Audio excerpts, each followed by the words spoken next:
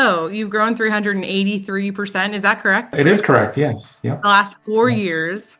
So what changed? There had to have been something that changed if you went. Putting systems in place and Okay. not having limiting thinking. I used to think in our area, there's a real labor shortage for the trades. And so, I used to think, well, nobody wants to work is what I would say. Nobody wants to work. Well, that's not true. I should have said he put zero effort and zero money into finding anyone because he doesn't have a system.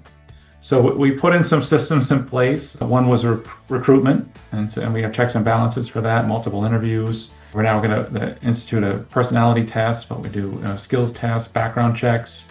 And so it's multifaceted, so we can weed out people that aren't going to make it. They usually don't make it through that process. That was one, and a major one. And then certainly having the systems in place once you have these people in more workforce is having crew leaders that have a system for making sure jobs are done right and check off sheets and every facet, just elevating our level of professionalism from the time you call us on the phone.